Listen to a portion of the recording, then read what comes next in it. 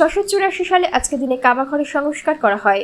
712 সালে আজকের দিনে মুহাম্মদ বিন কাসিমের সিন্ধু বিজয়। 1756 সালে আজকের দিনে নবাব সিরাজউদ্দৌলা কলকাতার নাম দেন আলীনগর। 1776 সালে আজকের দিনে মন্টিনেন্টাল কংগ্রেস কর্তৃক আমেরিকার স্বাধীনতা ঘোষণা। 1781 সালে আজকের দিনে মহীশূরের হায়দার আলী ব্রিটিশ বাহিনীর কাছে পরাজিত হয়।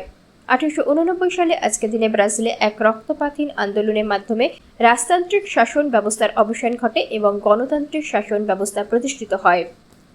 1890 সালে আজকের দিনে আফ্রিকায় কৃতদাস প্রথা বিলোপ এবং মাদক ব্যবসা বন্ধের ব্যাপারে আন্তর্জাতিক সম্মেলনে ব্রাসেলস চুক্তি পাস হয়। 1937 সালে আজকের দিনে আটলান্টিক অতিক্রমকারী প্রথম নারী বৈমানিক অ্যামেলিয়া ইয়ারহার্ট রহস্যজনক বিমানসহ নিখোঁজ হয়।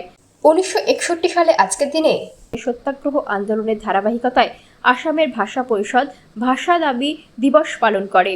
1964 সালে আজকের দিনে মার্কিন প্রেসিডেন্ট লিন্ডন বি জনসন মার্কিন ইতিহাসের অন্যতম গুরুত্বপূর্ণ নাগরিক অধিকার সংক্রান্ত আইন স্বাক্ষর করেন। 1967 সালে আজকের দিনে আদমশুমারি জালিয়াতির বিরুদ্ধে আসামের দাবি সপ্তাহ 12 দিন দীর্ঘায়িত করা হয় এবং কাছাড় জেলার সর্বত্র পাবলিক সভা সমাবেশ করা হয়। 1972 সালে আজকের দিনে ভারতের প্রধানমন্ত্রী ইন্দিরা গান্ধী ও পাকিস্তানের প্রেসিডেন্ট জুলফিকার আলী ভুট্টো ঐতিহাসিক সিমলা চুক্তিতে স্বাক্ষর করেন। 1976 সালে আজকের দিনে দক্ষিণ ভিয়েতনাম ভেঙে যায়, সমাজতান্ত্রিক উত্তর Vietnam socialist Republic of Vietnam ঘোষণা করে। 1977 সালে আজকের দিনে পশ্চিমবঙ্গের সীমানার মধ্যেই দার্জিলিং পার্বত্য অঞ্চলকে স্বশাসিত অঞ্চল ঘোষণার সিদ্ধান্ত হয় রাজ্য ক্যাবিনেটে। 1990 সালে আজকের দিনে মক্কা নগরীর নিকটে মিনার সুড়ঙ্গ দুর্ঘটনায় 1416 জন হাজি মারা যায়।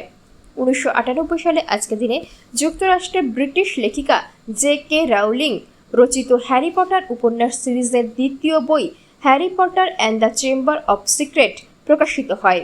2009 সালে আজকের দিনে দিল্লি হাইকোর্টের একটি রায়ে স্পষ্টত জানানো হয়েছে, প্রাপ্তবয়স্কদের মধ্যে সম্মতিক্রমে সমকামিতার আচরণ অপরাধের আওতায় পড়ে না।